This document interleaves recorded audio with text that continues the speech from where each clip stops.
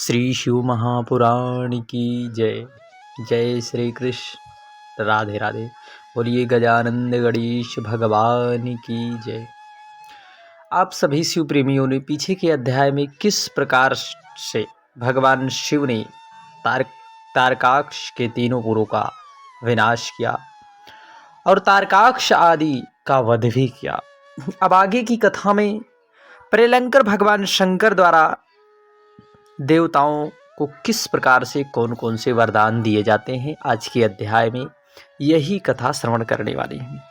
ऋषि श्रेष्ठ व्यास जी बोले, मैं शैव श्रेष्ठ ब्रह्मा के महापंडित पुत्र आप धन्य हैं। कृपा कर अब यह सब कहिए कि त्रिपुरों के नष्ट होने पर देवताओं ने क्या किया, मैं कहाँ चला गया, त्रिपुरपति कहाँ चले गए। यही सब शंभु कथा के आश्रय हो तो उसे भी सुनाइए। सूत जी कहते हैं, व्यास जी से ऐसा सुनकर ब्रह्मा जी के पुत्र सनत कुमार जी शिव जी के चरणों का स्मरण करके बोले, महाबुद्धिमान पाराशर पुत्र व्यास जी, सुनिए, शंकर जी के चरित्र बड़े ही अद्भुत है। शिव जी द्वारा त्रिपुरवासियों का संहार होने पर देवताओं को बड़ा आश्चर्य हुआ, परंतु प्रलयंकर भगवान शंकर के उस रौद्र तेज के समक्ष किसी से सिर उठाते ही ना बनता। इंद्र उपेंद्र आदि सभी देवता भगवान शंकर और हिमालय की पुत्री पार्वती की ओर देखते हुए नतमुख किए खड़े रहे, अर्थात नीचे मुख किए। तब देवसेना की इस भय आतुरता को देख ऋषियों सेना रह गया और कुछ ना कहकर भयंकर भगवान शंकर को प्रणाम करने लगे। ब्रह्मा जी भयभीत हो देवताओं सहित भगवान शंकर की स्तुति करने लगे। तब विष्णु जी ने भी बड़ी स्तुति की। सनत कुमार जी कहते हैं, जब ब्रह्मा जी देवताओं ने इस प्रकार भगवान शंकर की बहुत सी स्तुति की तो लोकों की कल्याणकर्ता शिव जी ने प्रसन्न होकर कहा, हे देवताओं वर मांगो। तब शिव जी के ऐसे वचन सुनते ही देवता प्रसन्न हो गए और कहा, हे देवी, यदि आप हम पर प्रसन्न हैं तो कोई ऐसा वर दें कि जब जब हम पर संकट आवे आप हमारी सहायता के लिए प्रकट हो जावे। हमारे दुखों को सर्वदा दूर कर दिया है आपने, आप करते हैं सदा करते रहें। जब ब्रह्मा विष्णु और देवताओं ने ऐसा कहा तब शिव जी ने प्रसन्न होकर तथास्तु ऐसा कहा, मैं सदैव तुम्हारी अभिलाषाओं को पूर्ण करता रहूँगा। जो मेरे इस चरित्र को सुनेगा व पढ़ेगा उसके सभी मनोरथ को सिद्ध करूँगा। ऐसा कहकर शंकर जी ने देवताओं को अभीष्ट वर प्रदान किया। देवता बड़े हर्षित हुए।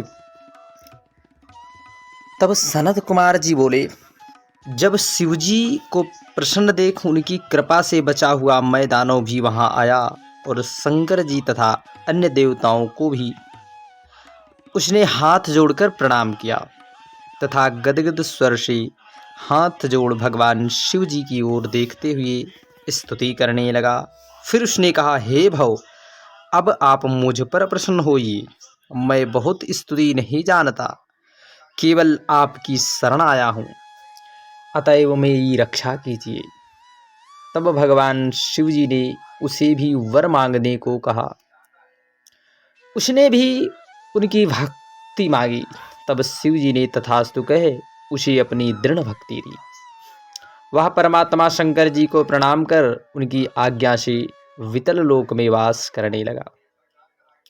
तत्पश्चात विषम मुंडी भी वहां आई और शिव जी तथा विष्णु जी आदि सब देवताओं को प्रणाम कर अपने लिए आज्ञा मांगने लगी।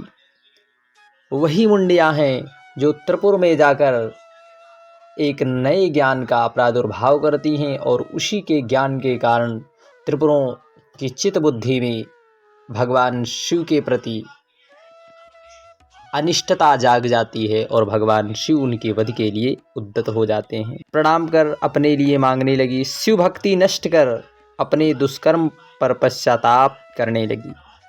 तब विष्णु जी ने उस मुंडियों से कहा, तुम किसी प्रकार की चिंता ना करो, मैंने यह सारा चरित्र भगवान शिव की आज्ञा से किया है।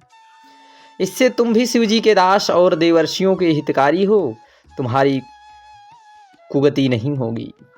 प्रत्युत कलयुग में जो मनुष्य तुम्हारे इस चलाए हुए मत को मानेंगे, उन्हीं की कुगति होगी, इसमें तनिक भी संदेह नहीं है। अब हमारी आज्ञा से तुम सब मुंडी मरुभूमि में जाकर निवास करो। मुंडी मरुभूमि की ओर चले गए।